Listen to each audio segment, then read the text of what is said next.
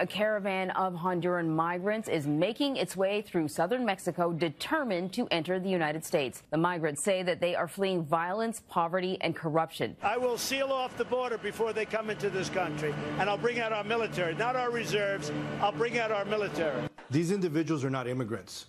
These are people that are invading our country. That's an army of people. They're going to storm our border. I think the president should send in the military. If they carry their country's flag, that means they're coming to conquer us. 2,300 kids have already been separated from their parents, and they are staying in various places around the U.S. How can you separate illegal alien children from their parents when the parents sent them here alone? We've been trying to figure out what our government is doing with the babies and the kids once they take them away. We do not know who's coming through that border, terrorists, ISIS, Hezbollah. How many may be potentially ISIS? You're going to find MS-13. You're going to find Middle Eastern. They caught over 100 ISIS fighters in Guatemala. We don't know. It hasn't been verified.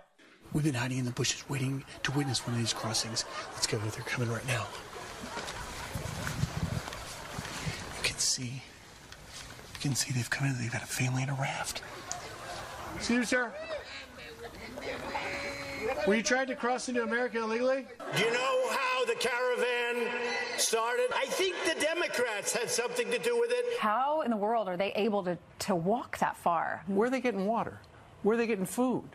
Who's handling the logistics? A lot of them are getting transportation. When the cameras come, they hop out quick and continue to walk. They jump into the river into so-called makeshift rafts. Have you ever tried to make a raft? You can't. I spoke to one woman who fled Honduras, saying that the gangs threatened her 10-year-old son. Why do you want to get to the United States so badly?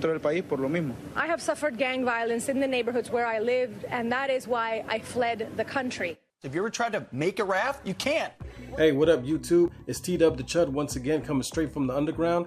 And today I wanted to speak about an issue that's been on my mind for a while, an issue that's very important to me, an issue that's near and dear to me, and that's immigration. Since Donald Trump was sworn in as the president, we have been talking about immigration in this country. It's a hot button issue that gets people on both sides riled up.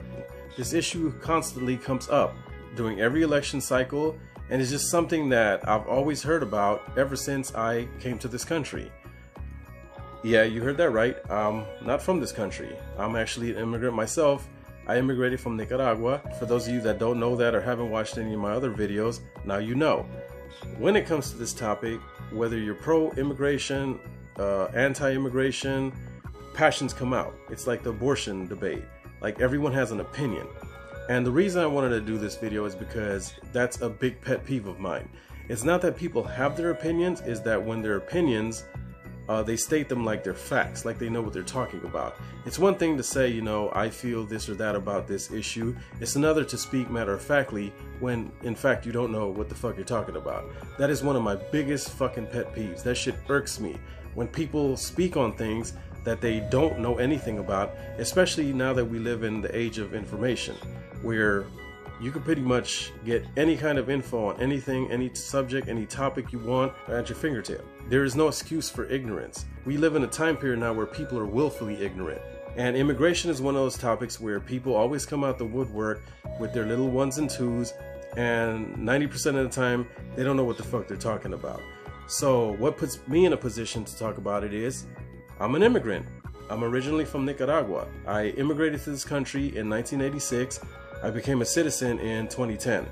So I know a thing or two about immigration.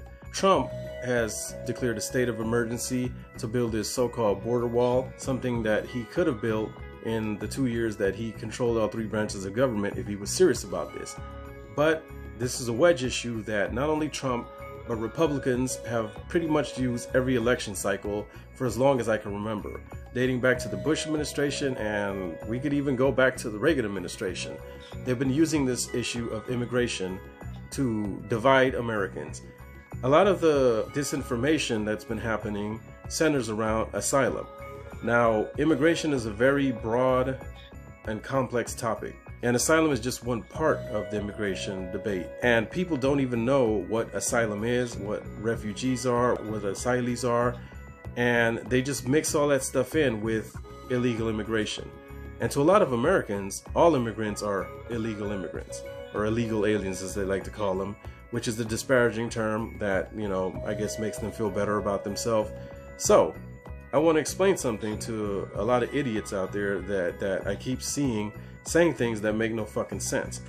Number one, Donald Trump and the Republican Party has proved something that I've always suspected, I've always known, and I've always told people, and they've told me I'm just playing identity politics, or I just hate Republicans, or I'm a left-winger, and of course I want open borders and this and that.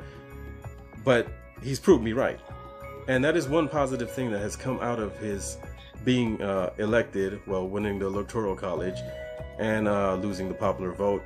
But him ascending to the White House and his immigration policies, his xenophobia, his anti-immigrant stances, the Republicans' anti-immigrant stances, which have been there before Trump ever came along, to be fair. All of this is proven to me, because now they're out in the open, they're not hiding it, they're being straight up with it, just like their racism, is that they've never been against illegal immigration. They've been against immigration, period. Now, I've had this debate with people for decades, where they'll tell me, like, and if you turn on Fox News or you read Breitbart, or you go on the internet and you look at any forum or any discussion place where they're talking about immigration, they will always tell you, right-wingers, ultra-right-wingers, that they're not against immigration, they're against illegal immigration. That's always been their talking point. But now Trump and his cronies have proven that that's total bullshit, and I've always known that. How do I know that? Okay, let's take what's been going on at the border. What started this whole border wall thing, the whole Migrant Caravan bullshit that he's been spinning for months now. Whenever, you know, it's convenient for him. Like, he used it before the election, and then once he lost the House, he didn't bring up the Migrant Caravan again.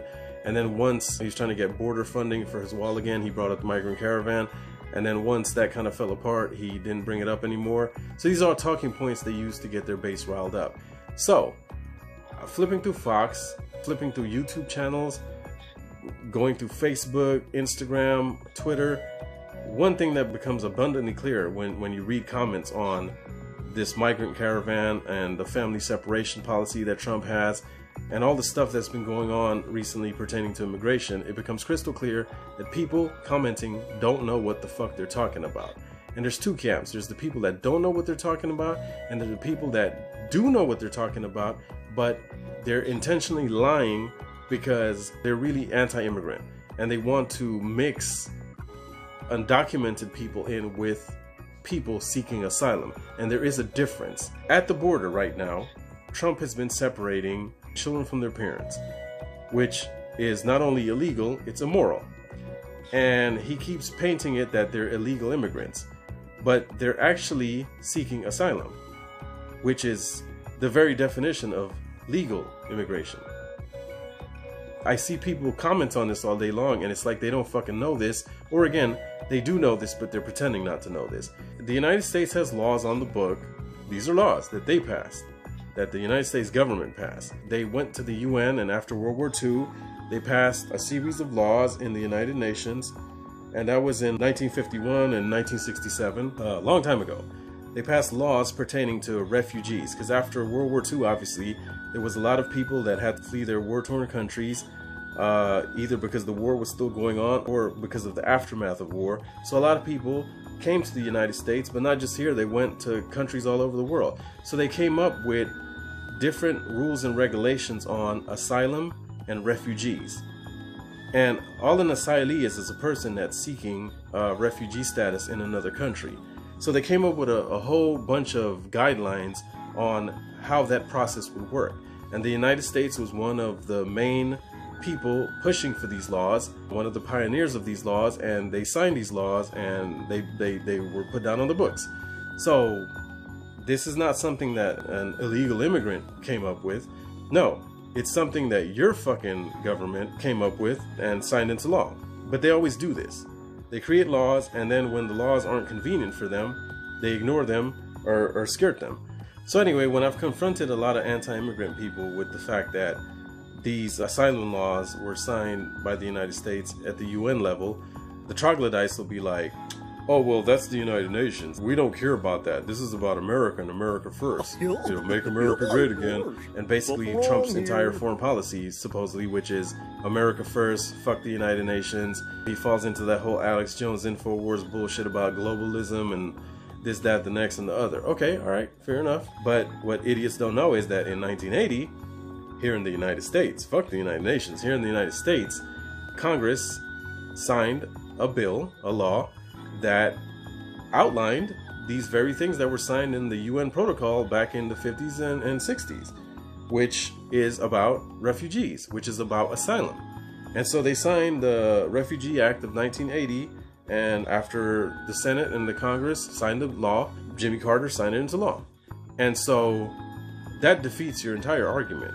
So not only do we have a law that we signed with the United Nations as a country, we also have laws that we passed here in the United States. And again, those laws in the Refugee Act of 1980 outlined how you could apply for asylum, what benefits, if any, you would get, how you would prove your identity, the vetting process, and how basically you go about declaring that you need asylum. And so the way you do it, according to those laws, is you enter a legal port of entry and you say, here I am, I'm, I'm fleeing Nicaragua because there's a civil war. My family's life is in danger, whatever be the case. There's different rules and regulations on what is a well-founded fear. And that's another thing. Every year, INS, which is now USCIS under the Department of Homeland Security, they outline what is considered a well-founded fear. And this is a very controversial thing within itself and always has been. But basically, the United States government will sit there and they'll outline what they consider a well-founded fear. And to get asylum, even if it's temporary, you have to prove that you're fleeing your country based on a well-founded fear. So for example, in the 80s, since the United States government was against the government of Nicaragua, the socialist government of Nicaragua, they were funding terrorist groups called the Contras to overthrow the left-wing Sandinista government. In that scenario, Reagan and his administration were like, that's a well-founded fear. If you hate the Sandinistas and you flee, or you leave Nicaragua because of the Civil War, yeah, we admit that's a well-founded fear, so we'll grant you asylum, which is why I'm sitting here right now talking to you in the United States. However, in El Salvador and Honduras and Guatemala, where the United States was funding right-wing militias and death squads, it was the flip. In those cases, a lot of Salvadorans, Guatemalans, and Hondurans tried to come here, and the United States was like, that's not a well-founded fear, because we like those corrupt right-wing governments, and we're funding them. And so if you come here and say, hey, those governments are killing us, and we admit that we're giving them money to kill you, then that kind of fucks up our whole narrative. So you guys don't qualify for asylum. That's not a well-founded fear. But Nicaraguans, yeah, okay. And then there's other groups too, like they've done this to Haitians, where Haiti has been fucked up beyond belief by U.S. policies, something that's never talked about. Yes, they've had natural disasters. Yes, they've had corrupt presidents. But if you follow who is the puppet master of those corrupt presidents, who's put those corrupt presidents like Papa Doc and Baby Doc and all them guys, who put them in charge, who orchestrated the coup d'etats behind them, who wanted them there so that left-wing, progressive, socialist policies don't come to Haiti, it's the United States. So all of that merged together, Haiti has a lot of problems. Haiti has a lot of people that flee that country to try to come to places like the United States, and the United States is like, that's not a well-founded fear. Now Cubans, that's a well-founded fear because we hate the Castro brothers, we hate the communist regime in Cuba, we hate the revolution that they've had there that has toppled the pro-right-wing dictators that used to do dirty shit for the United States. So yeah, if you flee Cuba and you talk shit against Cuba, come on in, we'll give you asylum. And that's how this shit works. And so that's why a lot of Mexicans that have tried to flee Mexico because of the drug violence, the United States is like, well, that's not a well-founded fear because we haven't outlined that in our policies and we don't see that as benefiting us.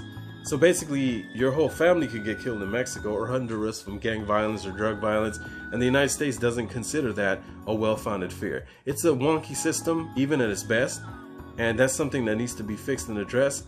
But I don't know if we're going to be able to fix and address that because right now we can't even agree on what legal and illegal immigration is. So under those laws, people fleeing from Central America right now are allowed to come to a legal port of entry. They're not sneaking in through the desert or hopping the border, crossing in illegally, hiding, which I guess is kind of what Donald Trump and his supporters want them to do. Seems to me that's what they're encouraging. They're encouraging illegal immigration because people are doing it the right way and they're still getting penalized. They're still getting their kids taken from them. So they come in, they do it the right way, which is coming through a legal port of entry. They say, hi, my name is such and such. Here I am. I come from this country and I'm fleeing because of this and that. Now, just because you do that doesn't mean you will be automatically granted asylum. It doesn't mean that. That's not how any of this works.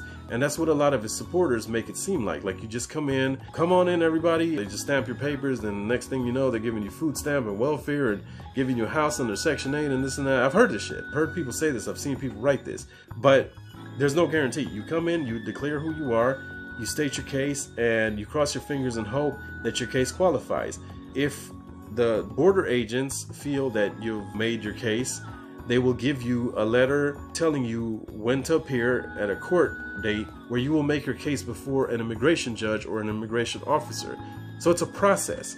So first you got to get past declaring that you're seeking asylum, and you got to get past the immigration officers at the border. And once they feel like, okay, your case has merit or your case is legitimate, tell them who you are, you give them all your information. You have to have documentation. If you don't, it makes the process very hard for you, and it kind of guarantees that you probably won't be able to get asylum. So all this bullshit about that Trump keeps spewing about, we don't know who these people are, we they don't have ID, we have no clue, that's bullshit. You have to have some kind of identification, you have to have some kind of documentation to help make your case. And that's why people from Iraq and people from Syria have had a hard time getting asylum, aside from the fact that there's Islamophobia, anti-Middle East sentiments against people from the Middle East. It's also been very hard for them to get asylum because when Iraq fell, when Syria fell, it was just complete chaos. Libya's another example. So passports and IDs and birth certificates aren't always the easy thing to get when your entire city has been leveled to the ground and been bombed to smithereens. It's hard to come in and prove who you are if you don't have documentation, and if you don't, you're gonna get denied. So that's something that right-wingers are constantly lying about, that we don't know who these people are, so we have to keep them out or separate them from their children. I don't see how that helps prove who they are and all that. But there's a lot of lies going on here. There's a lot of deceit and misinformation. And one of those things is that you can just come in and the government won't know who you are.